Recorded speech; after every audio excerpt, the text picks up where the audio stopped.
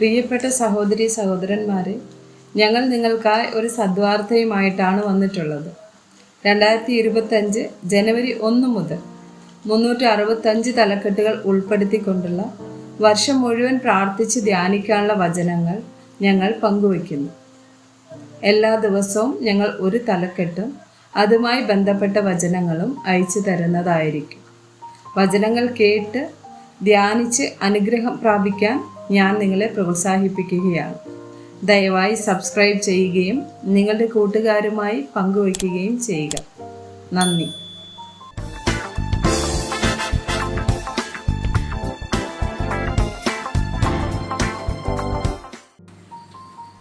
ദിവസം 139. പരിഹാരം കണ്ടെത്തുക.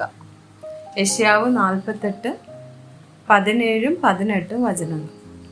ഇസ്രായേലിൻ്റെ പരിശുദ്ധനും നിന്റെ വീണ്ടെടുപ്പുകാരനുമായ യഹോവ ഇപ്രകാരം അരുളിച്ചെയ്യുന്നു: ശുഭകരമായി പ്രവർത്തിപ്പാൻ നിന്നെ അഭ്യസിപ്പിക്കുകയും നീ പോകേണ്ടുന്ന വഴിയിൽ നിന്നെ നടത്തുകയും ചെയ്യുന്ന നിന്റെ ദൈവമായ യഹോവ ഞാൻ തന്നെ. അയ്യോ, നീ എൻ്റെ കൽപ്പനകളെ കേട്ടനുസരിച്ചെങ്കിൽ കൊള്ളായിരുന്നു. എന്നാൽ നിന്റെ സമാധാനം നദി പോലെയും നിന്റെ നീതി സമുദ്രത്തിലെ തിര പോലെയും ആകുമായിരുന്നു. ഫിലിപ്പിയർ 1, 9 മുതൽ 11 വരെയുള്ള വചനങ്ങൾ.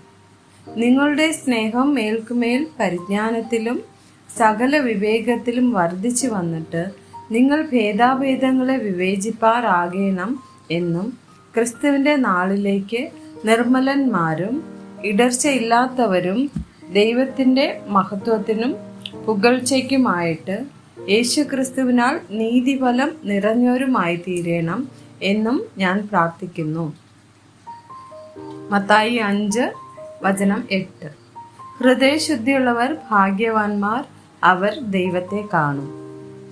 മത്തായി 6, വചനം 33. മുമ്പേ അവൻ്റെ രാജ്യവും നീതിയും അന്വേഷിക്കും, അതോടുകൂടെ ഇതൊക്കെയും നിങ്ങൾക്ക് കിട്ടും. ലൂക്കോസ് 9, 57 മുതൽ 62 വരെയുള്ള വചനങ്ങൾ. അവർ വഴി പോകുമ്പോൾ ഒരുത്തൻ അവനോട്, നീ എവിടെ പോയാലും ഞാൻ നിന്നെ അനുഗമിക്കാം എന്ന് പറഞ്ഞു. യേശു അവനോട്, കുറുനരികൾക്ക് കുഴിയും ആകാശത്തിലെ പറവജാതിക്ക് കൂടുമുണ്ട്, മനുഷ്യപുത്രനോ തല ചായ്പാൻ സ്ഥലമില്ല എന്ന് പറഞ്ഞു. വേറൊരുത്തനോട്, എന്നെ അനുഗമിക്കാം എന്ന് പറഞ്ഞാറേ അവൻ, ഞാൻ മുമ്പേ പോയി എൻ്റെ അപ്പനെ കുഴിച്ചിടുവാൻ അനുവാദം തരേണം എന്ന് പറഞ്ഞു.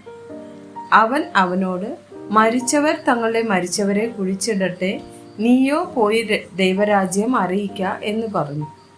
മറ്റൊരുത്തൻ, കർത്താവെ, ഞാൻ നിന്നെ അനുഗമിക്കാം, ആദ്യം എൻ്റെ വീട്ടിലുള്ളവരോട് യാത്ര പറവാൻ അനുവാദം തരേണം എന്ന് പറഞ്ഞു. യേശു അവനോട്, കലപ്പയ്ക്ക് കൈവച്ച ശേഷം പുറകോട്ട് നോക്കുന്നവൻ ആരും ദൈവരാജ്യത്തിന് കൊള്ളാകുന്നവനല്ല എന്ന് പറഞ്ഞു.